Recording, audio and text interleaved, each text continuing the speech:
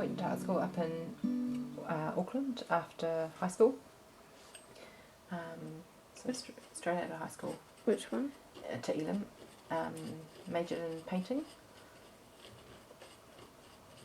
I never expected to get into art school. I went to Thames High School, and it wasn't there wasn't an expectation that you, I don't know, would get in. And so it was kind of, I don't know, beyond what I had hoped for or anticipated, and it was really amazing. But I think back now and I just realise how young I was. When I invited you to come to the workshop, what did you think, and then what was your response to it?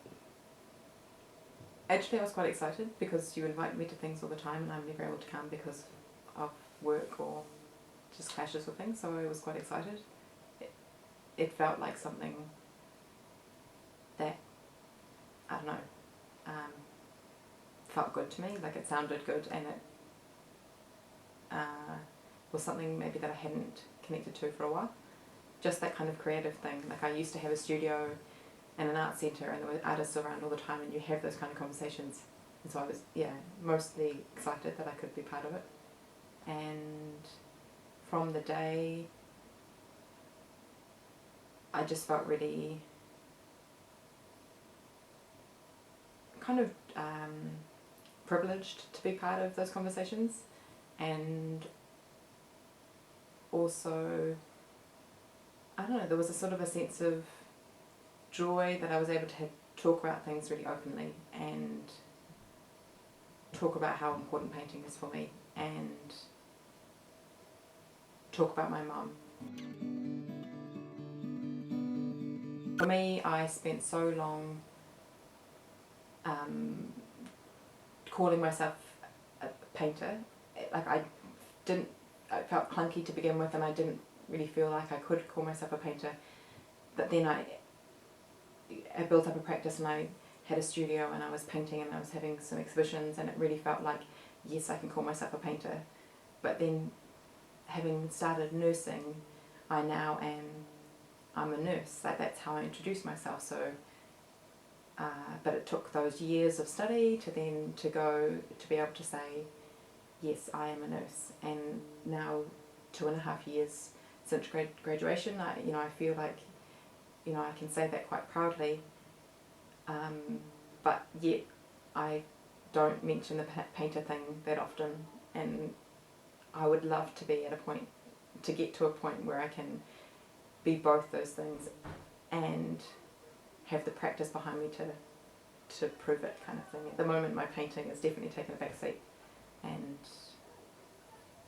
I'd love to, just, I don't know, make more time for it.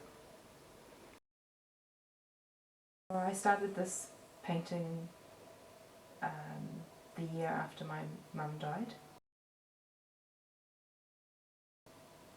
She died in my last year, during the end of my first year of nursing training, and so I managed to finish that year up, and then I couldn't face the idea of going back to quite a high stress study environment, and decided to take a year out.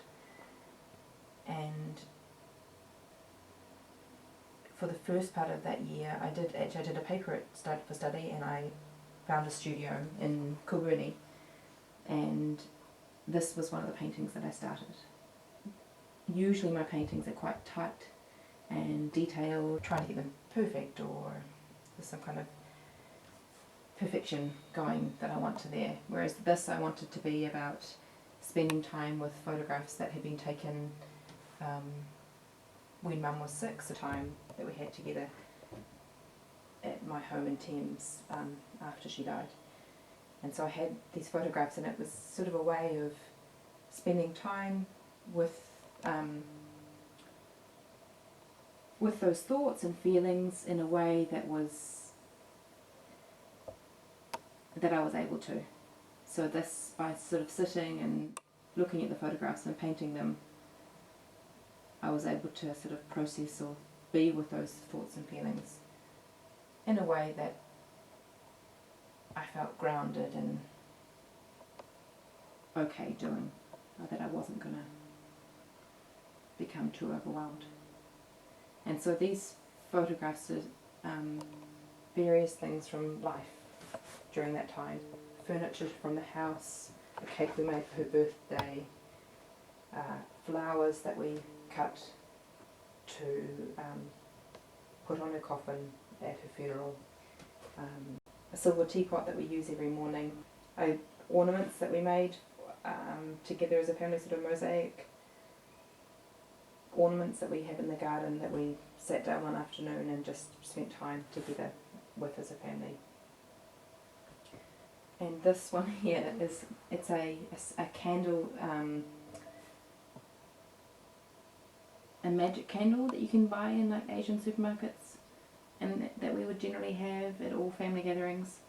It kind of opens up like a flower that opens up when the candles are lit, and it sings happy birthday to you. And it's very hard to stop. It doesn't ever sort of stop singing happy birthday to you. And we had this would have been Dad's birthday leading up in the October before Mum died in the December. And that was probably the last time that Mum, well, one of the last times that Mum would have been quite well enough to come downstairs and to be part of the celebration things downstairs.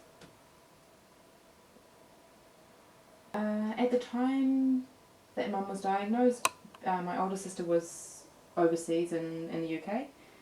She came back quite promptly. My younger sister Jo, she lives in Australia, so she came home as well. So I think Mum was diagnosed in September and then died in the December. So it's pretty fast. It was really, really fast. By the time she had non-small cell lung cancer, and by the time it was discovered, it had spread everywhere. And she was on oral chemo, but then, I mean, I think we had hoped that she would live longer, but it really just happened really quickly.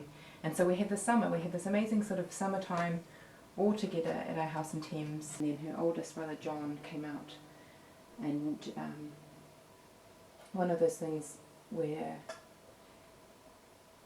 he arrived and Mum died the following day, so she really hung on to see him, and then it seemed that she was then ready to go, and she died the next day. And so he was with us for the funeral and the time after the death, which was great to have somebody to support us through all of that. And we had family coming out from Ireland. Dad's sister came out from Ireland.